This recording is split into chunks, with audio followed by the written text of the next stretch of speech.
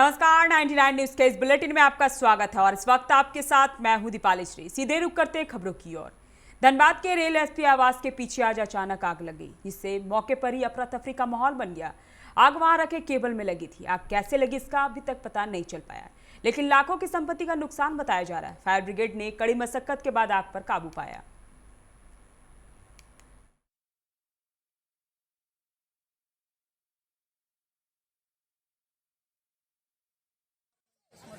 इस वक्त जो है रेलवे के हिल कॉलोनी में मौजूद है। यहाँ पर जो है करोड़ों की संपत्ति रेलवे की वायर है जो पूरी तरह से जो है आग के जो है कब्जे में है।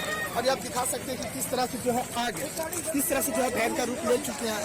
अंदाज लगाया जा सकता है कि करोड़ों रुपये की ये जो वायर है वो पूरी तरह से जलने की कगार पर है। यहाँ पर मौके पर एक दमकल वाहन पहुंची है, जिससे भी हालात पर काबू आना बहुत मुश्किल है।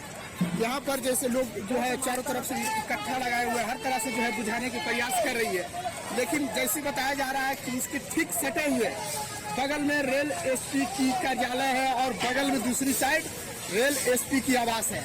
ये तमाम सुविधाएं जो देख रहे हैं किस तरह से जो है आम नागरिक जो है सेवा में लगे हुए हैं कि किस तरह से जो है आग पर कंट्रोल पाया जा सके। हम दिखा सकते हैं कि किस तरह से जो है फायर ब्रिगेड आग पर काबू पाने का प्रयास कर रहे हैं, लेकिन फायर ब्रिगेड का कहना है कि और भी दमकल वाहन आएंगे। मौके पर धनबाद के फायर ब्रिगेड मौजूद है, धनबाद के आरपीएफ जीआरपीएफ की तमाम सैकड़ों जो है दर्जनों जो है जवान लगे हुए हैं आग बुझाने को लेकर।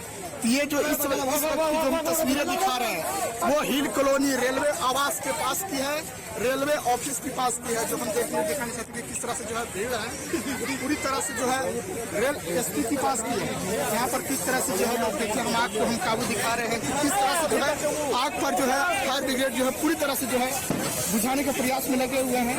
ये जो बताया जा रहा है वो रेलवे का केबल है, वायर है, इसी के लिए जो है आग लगी है। और ये तमाम जो है यहाँ पर फायर ब्रिगेड पूरी तरह से प्रयास में लगे हुए हैं। आप दिखा सकते हैं कि किस तरह से ऊपर आसमान में जो है काला धुआं की जो है धुंध उठ रही है। लोग यहाँ पर लोग बुझाने का प्रयास कर रहे हैं कि किस तरह से जो है आग पर काबू पाया जा सके। अगर समय रहते अगर आग पर काबू नहीं पाते हैं तो बड़ा अनहोनी होने से कोई रोका नहीं जा सकता है। इस वक्त की जो हम तस्वीरें दिखा रहे हैं वो पुल की पूरी तरह से जो है रेल एसपी और रेल आवास दोनों के बीच में ही ये आग लगी है। और बताया जा रहा है कि ये रेलवे की संपत्ति है।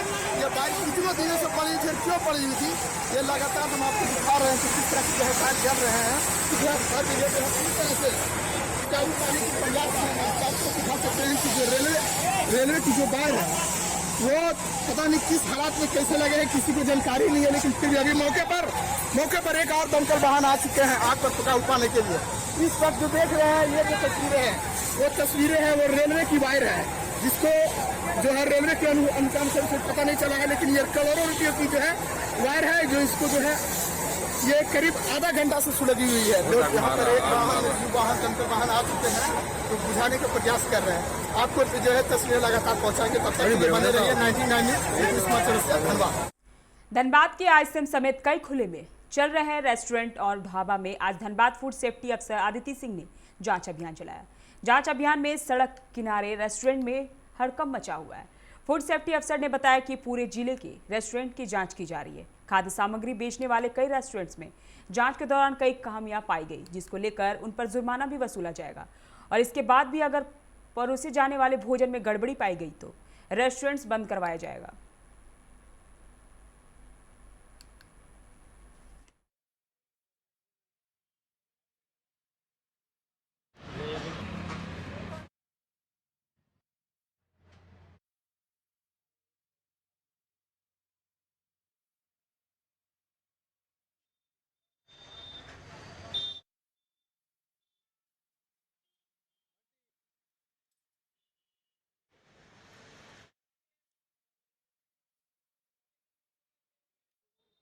अभी ईट राइट चैलेंज की तरफ से ही हाइजीन रेटिंग कराया जा रहा है पूरे धनबाद में।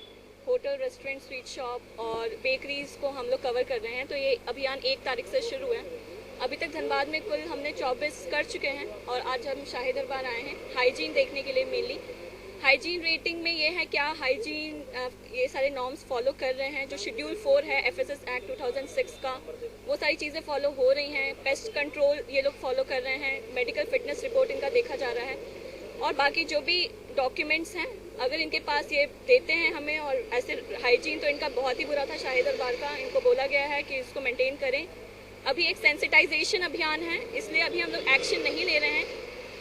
ये सेंसिटाइजेशन होने के बाद भी अगर हमें ऐसी फिर से इसका रियकरेंस दिखता है और फूड सेफ्टी के जो नॉर्म्स हैं वो फॉलो नहीं होते हैं तो इन पे प्रॉपर एक्शन लिया जाएगा और आने वाले दिनों में इनको बंद भी कराया जा सकता है।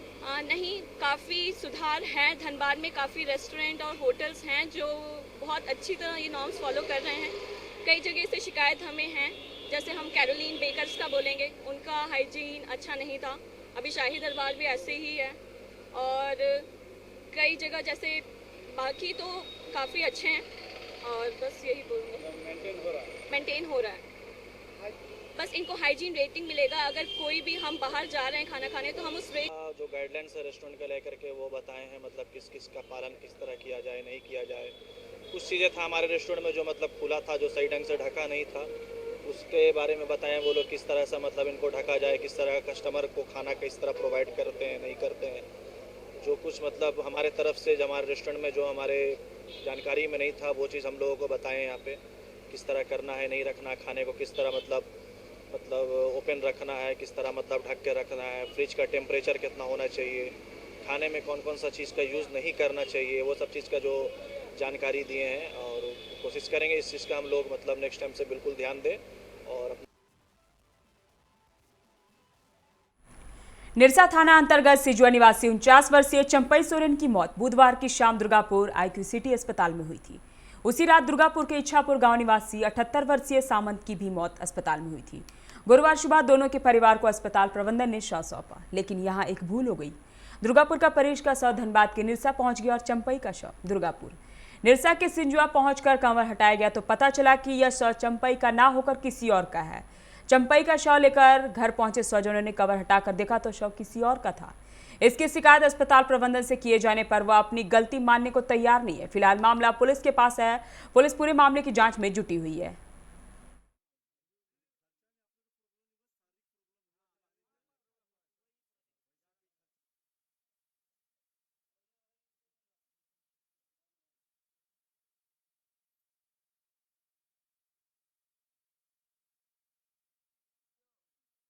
चंपा मांझी जो योजना कुरियर में काम करता था, उनका जनवरी महीना से उनका ट्रीटमेंट धनबाद से शुरू हुआ और वहाँ से रेफर करके सातपुरिया ले जाया गया, वहाँ भर्ती था। उसके बाद वहाँ से भी ट्रांसफ़र किया गया, वहाँ से आईक्यू सिटी सेंटर में भर्ती किया गया। वहाँ पर 2 सप्ताह लगभग थे और वहाँ से जब उनका इलाज करने के दौरान उनका देहांत हो गया तो मोर्ज में डेड बॉडी को रखा गया। मोर्ज से हम लोगों को प्राप्त हुआ।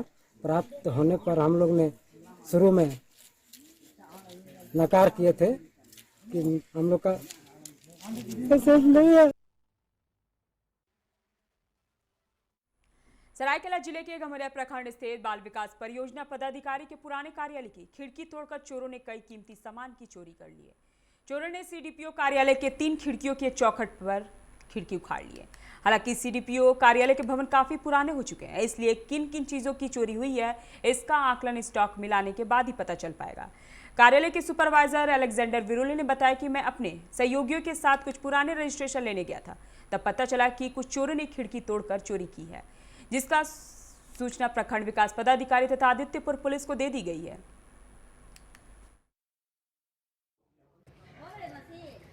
तो हम लोग दरवाज़ा खोले, फिर अंदर घुसे, फिर अपना पुराना रजिस्टर लेने के लिए जैसे हम लोग देखे तो पूरा खिड़की टूटा था।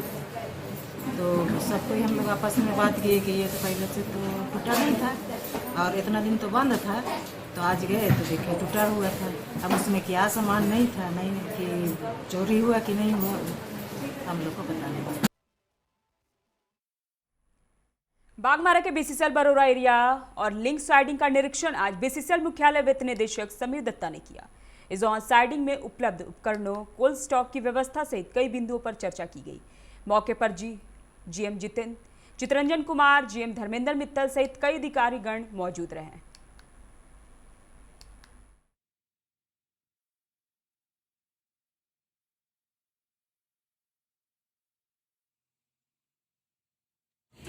सीएफ साहब के द्वारा साइडिंग का निरीक्षण किया गया ताकि जो है क्वालिटी डिस्पैच हम लोग बढ़ा सकें। उसके लिए उन्होंने आवश्यक निर्देश दिए और हमें उम्मीद है कि हम लोग डिस्पैच जरूर करेंगे। और कुछ विशेष जानकारी? विशेष ये है कि क्या क्या यहाँ बॉटल नेक है, क्या क्या परेशानी है, उन परेशानियों को दूर करके हम लोग डिस्पैच को कैसे बढ़ा सकते हैं।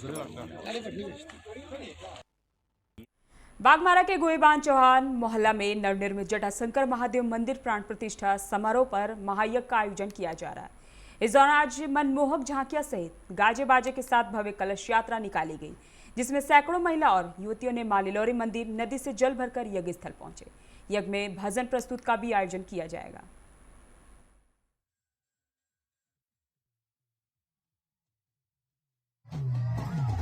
भाग्य का बात है कि आज हमारे गोहीबान चौहान बस्ती में ओंकारेश्वर मंदिर में शिव प्राण प्रतिष्ठा के निमित्त आज 5 तारीख को जल यात्रा का आयोजन किया गया, जिसमें गांव के सभी श्रद्धालु माई थान लिलोरी स्थान तक गए और वहां से बाजे गाजे के साथ फिर वापस आए। इस यज्ञ के आयोजन हेतु यज्ञ समिति के अध्यक्ष श्री राम। धनबाद बार एसोसिएशन का चुनाव 24 मार्च को होना है। इसे लेकर धनबाद कोर्ट परिसर में चुनावी सरगर्मी तेज हो गई है। कई अधिवक्ता अपने समीकरण और चुनाव की जमीन को तलाशने में जुटे हुए हैं। वहीं वरीय अधिवक्ता ब्रजेंद्र प्रसाद सिंह ने बताया कि बार एसोसिएशन की एक बैठक आज शुक्रवार को संपन्न की जाएगी, जिसमें सफलतापूर्वक चुनाव कराए जाने पर विचार विमर्श किया जाएगा। ब्रजेंद्र प्रसाद सिंह ने बताया कि आज बैठक के बाद वोटर लिस्ट को प्रकाशित करने की प्रक्रिया शुरू होगी। 9 मार्च से 12 मार्च तक नामांकन प्रक्रिया चलेगी, जबकि 13 मार्च को नामांकन पत्रों की स्क्रूटनी की जाएगी। उसके बाद प्रत्याशियों के नाम वापस लेने की प्रक्रिया होगी। 24 मार्च को चुनाव होगा, 25 को गिनती की जाएगी और संभवतः 25 के रात तक रिजल्ट भी घोषित कर दी जाएगी। इस बाबत कई अधिवक्ताओं ने बताया कि धनबाद बार एसोसिएशन का चुनाव होने पर इस बार स्वच्छ प्रत्याशियों को ही वोट देना उनकी प्राथमिकता रहेगी। के चुनाव के लिए पूरी सारी तैयारी पूरी हो गई है और 24 मार्च को चुनाव होगा, 25 मार्च को मतगणना होगा और उसी दिन रात तक डिक्लेयर कर दिया जाएगा। अभी हम लोग फिर आज बैठक करेंगे। नॉमिनेशन के लिए डेट रखा गया है 9 से 12 तक और उसके बाद 13 को स्क्रूटनी होगी और उसके बाद विथड्रॉवल होगा और विथड्रॉवल के पास 24 को चुनाव होगा। हम वोटर लिस्ट का आज पब्लिकेशन करेंगे। चुनाव लेकर 2 साल पे जो चुनाव होती है वो कल इसका तिथि निश्चित हो गई है 24 मार्च को, ठीक है। और हम लोग काफ़ी उत्साहित हैं क्योंकि 2 साल में सभी कोई परिवर्तन भी चाहते हैं, लेकिन जो हमारे पुराने लोग भी थे उन लोगों ने भी बहुत काम किया है। तो देखिए हमारे चुनावी मैदान में बहुत कोई है। प्रेसिडेंट के चुनाव के लिए भी 2 नाम आ रहे हैं अभी तक और जनरल सेक्रेटरी के लिए भी बहुत सारे हैं, लेकिन हम लोग बहुत ज़्यादा उत्साहित हैं। हमारी महिला जो उम्मीदवार हैं वो भी हैं मैदान में। हम लोग कोशिश करेंगे कि हम लोग बार में एक अच्छा। भारतीय जनता पार्टी किसान मोर्चा के कार्यकर्ताओं ने शुक्रवार को रणधीर वर्मा चौक पर 1 दिवसीय धरना का आयोजन किया, जिसमें मोर्चा के नेताओं ने कहा कि हेमंत सरकार किसानों के साथ वादा खिलाफी और छलने का काम कर रही है। भाजपा के रघुवर सरकार द्वारा लागू किए गए किसानों के हित के कार्य को हेमंत सरकार बंद करने का काम किया है, जिससे किसानों की स्थिति दयनीय हो गई है। ऐसे में भारतीय जनता पार्टी किसान मोर्चा के लोगों ने वर्तमान हेमंत सरकार के खिलाफ चेतावनी का बिगुल फूंका है। जी हमारे प्रधानमंत्री माननीय मोदी जी प्रत्येक साल में 3 बार उन्होंने 2-2 हज़ार रुपया साल में दिए हैं और झारखंड सरकार 5,000 एकड़ साल में देने का तय हुआ और दे रहे थे रघुवर जी के सरकार, इन्होंने बंद कर दिए। इसके आह्वान के लेकर हम लोग खड़ा उतरे हैं। अगर नहीं हमारा मांग संपूर्ण पूरा होगा तो इसके लिए हम रोड पर उतरे। किसान ने आत्महत्या किया बड़े पैमाने पर। भारतीय जनता पार्टी की सरकार ने इसे काफी गंभीरतापूर्वक लिया है और किसानों के हितों के लिए कई सारे कार्य किए। लेकिन यह सरकार, हेमंत सोरेन की सरकार, चाहे किसानों के लिए केंद्र से आने वाली राशि हो या आदरणीय रघुवर दास जी के समय में जो किसानों को यहाँ पे दिया जा रहा था वार्षिक रूप से, सारी योजनाओं को समाप्त कर दिया। तो इसलिए भारतीय जनता पार्टी किसान मोर्चा के कार्यकर्ताओं ने आज धरना के माध्यम से सरकार को चेतावनी देने का काम किया है। वक्त तो चला एक छोटी सी ब्रेक का, मिलते हैं ब्रेक के बाद। अपने घर के लिए सही दरवाजे चुनने की बात हो तो चुनिए सिर्फ टाटा प्रवेश के दरवाजे, जो लकड़ी के दरवाजों से कई गुना है बेहतर। टाटा प्रवेश के दरवाजों में है स्टील की मजबूती और लकड़ी की खूबसूरती। टाटा प्रवेश के दरवाजे फ्रेम और एक्सेसरीज के साथ फैक्ट्री में तैयार किए जाते हैं। लकड़ी के दरवाजे बनाने के लिए बहुत से लोगों से संपर्क करना पड़ता है, जो कि इस समय नुकसानदायक हो सकता है।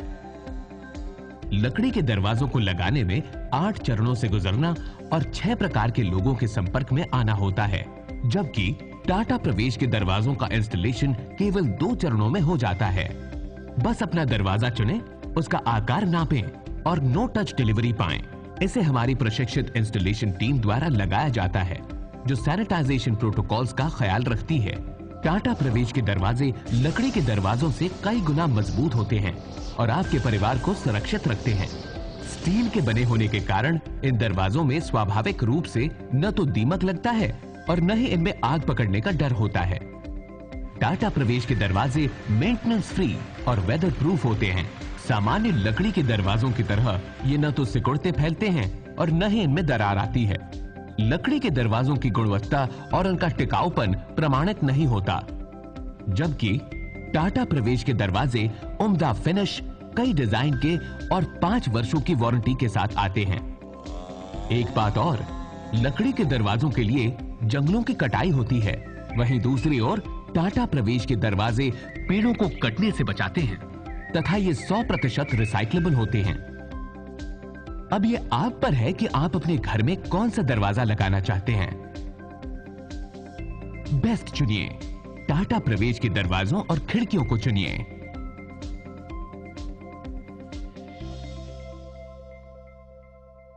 Authorised distributor Shri Ram sales, GT road, Govindpur, Dhanbad. आप इस नंबर पर संपर्क कर सकते हैं 7004709213 9534400091।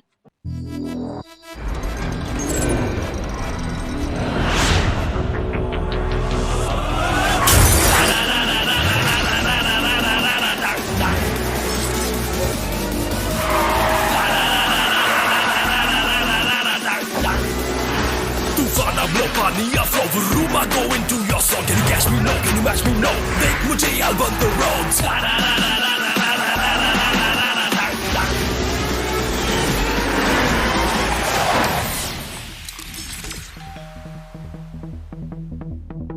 Hi. You're early. I know. XUV 300. Authorised dealer, model fuels, Dhanbad, Bokaro, Giridih. आप इस नंबर पर संपर्क कर सकते हैं 8929207235, 8929207236, 9711355896। Hey, I'm Sexy Mr. Brown, a prince who's just been crowned. I can brighten up your day, 'cause I'm so sunny. Hey, I'm Sexy Mr. Brown, heading out to town. You can hate me all the way, 'cause I got my honey. And that's not funny, my honey makes me sing all night.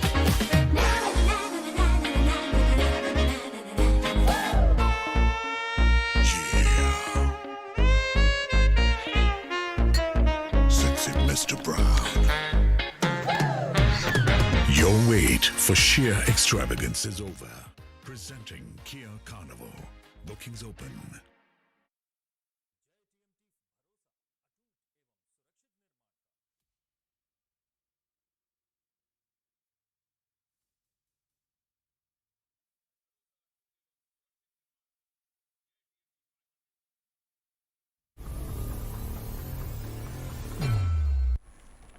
Break के बाद आपका स्वागत है। रुक करते हैं अगली खबर की ओर। चाईबासा के टोकलो थाना क्षेत्र अंतर्गत लाजी गांव स्थित जंगल पहाड़ी के क्षेत्र में गुरुवार को आईडी विस्फोट में झारखंड जगुआर के 3 जवान गंभीर रूप से घायल हो गए थे, जिसमें से एक की स्थिति गंभीर बनी हुई थी।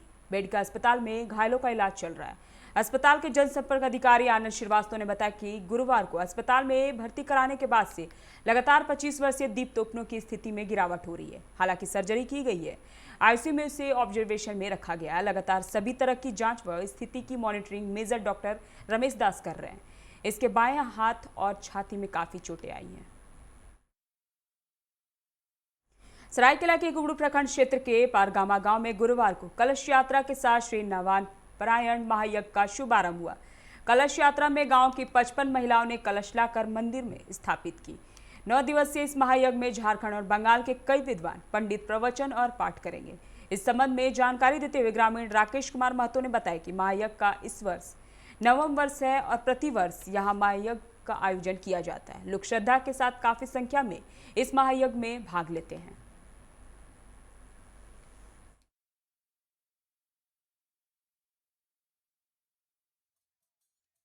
4 मार्च 2021 बृहस्पतिवार को हमारे कुकड़ू प्रखंड क्षेत्र के पारगामा में प्राचीन कालीन शिव मंदिर में 9वां वर्षीय श्री श्री रामचरितमानस नवान्न परायण महायज्ञ का प्रारंभ एवं कलश यात्रा का शुभारंभ किया गया, जो कि हमारे 9 दिनों तक दिन में यज्ञ एवं रात में प्रवचन पाठ चलेगा एवं 13 मार्च 2021 को पूर्णाहुति एवं कलश विसर्जन के साथ नवान्न परायण महायज्ञ का विश्राम।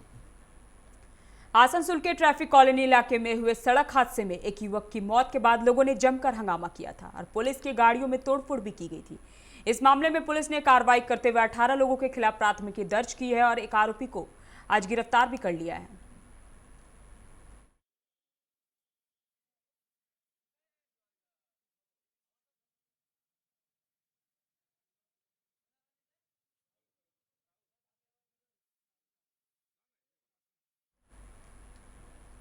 बराकर में श्याम दीवाने परिवार की ओर से गोपालका परिसर में श्याम वार्षिक उत्सव पर रंगारंग कार्यक्रम का आयोजन किया गया।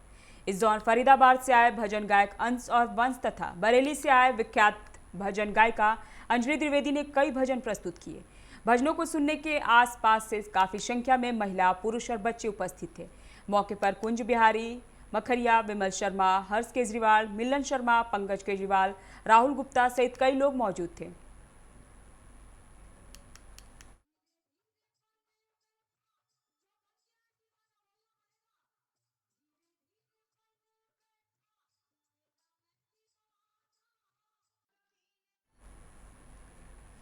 बंगाल में चुनाव की घोषणा के बाद चुनाव आयोग के अधिकारियों और जामुड़िया पुलिस ने आज विभिन्न क्षेत्रों में राजनीतिक दलों के द्वारा लगाए गए पोस्टर, बैनर हटाने का अभियान चलाकर हटाया गया है।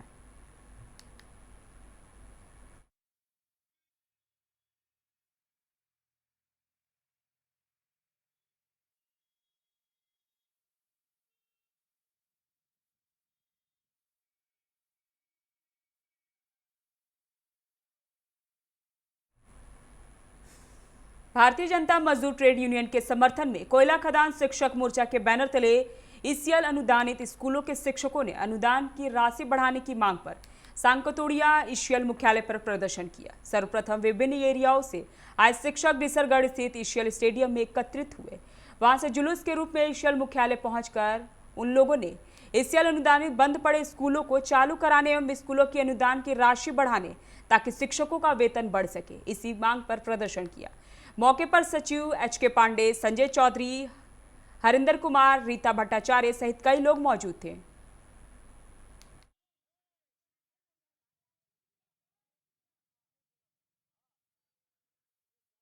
राज्य सरकार अपने शिक्षकों को देती है। 2 साल हो गया, अभी तक लोगों में लागू नहीं। कितना डिमांड है, कितना दे रहा है? राज्य सरकार के समतुल्य देने के लिए कहा है गाइडलाइन में, और दे रहा है 5,000 रुपया से 7,000। आप लोग कितना मिलना चाहिए? राज्य सरकार जितना देती है ये गाइडलाइन है, राज्य सरकार कितना देती है ये इनको अपना बनाना है। और दूसरी बात है कि कुछ विद्यालय को बंद कर दिया लोगों ने। तेरी एसोसिएशन है कोयला खदान का, सारी यूनियन में गया था, हमारा साथ बात हुआ। इसके पांडे जी से सिक्का सेल का मेन प्रेसिडेंट है, और उन्होंने बताया कि उन लोग ने सब दर्जा खटखटाया है। खटखटाने के बाद विधानसभा चुनाव को लेकर तृणमूल सुप्रीमो ने राज्य के 294 विधानसभा सीटों में से 291 सीटों के उम्मीदवारों के नामों की घोषणा कर दी है। कालीघाट के टीएमसी कार्यालय में ममता बनर्जी द्वारा किए गए सीटों के उम्मीदवारों की घोषणा में इस बार एक और जहां 28 विधायकों का पत्ता काट दिया गया है, वहीं दूसरी ओर 40 मुस्लिम उम्मीदवारों और 50 महिलाओं को जगह दी गई है। वहीं ममता बनर्जी स्वयं इस बार अपने पुराने विधानसभा केंद्र भवानीपुर को छोड़कर नंदीग्राम से चुनाव लड़ेंगी।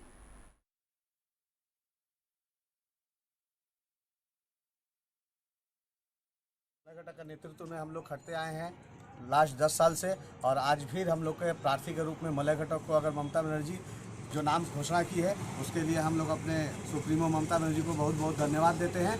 और हम लोग मलय घटक को अपने इस इलाका से, अपने इस उत्तर विधानसभा से भारी मतों से जिताकर हम लोग फिर से उनको एक बार तीसरा बार फिर से एक बार हम लोग उनको चाहेंगे कि फिर से वो कैबिनेट में जाकर शामिल करवाएं, और यहाँ से फिर से हम लोग एक बार मंत्री बनाकर उनको हम लोग कलकत्ता भेजेंगे। उसके लिए फिर से मैं एक बार हमारी सुप्रीमो ममता बनर्जी को कोटि कोटि धन्यवाद देता हूँ। सरायकेला में कोरोना वैक्सीन का दूसरा डोज सदर अस्पताल में दिया गया है। इसका शुभारंभ उपायुक्त अरवल राजकमल ने किया। इसके पूर्व चाईबासा सदर अस्पताल में कोविड का वैक्सीनेशन का प्रथम डोज दिया गया था। उन्होंने जिला वासियों से अपील किया है कि जिनका पहला डोज से 28 दिन पूरा हो चुका है वो अपने नजदीक अस्पताल जाकर दूसरा डोज ले लें। यदि क्षेत्र से बाहर हैं और डोज की अवधि पूरी हो गई हो तो आधार कार्ड देकर अस्पताल में दूसरा डोज ले सकते हैं।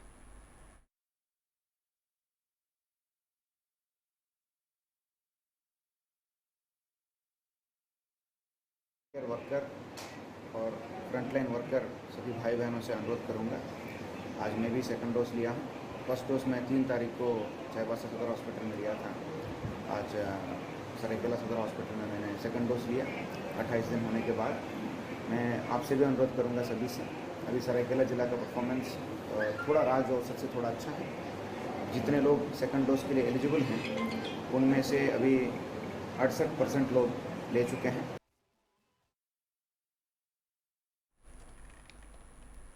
अभी के बुलेटिन में फिलहाल इतना ही। अब बने रहे 99 न्यूज़ के साथ। नमस्कार।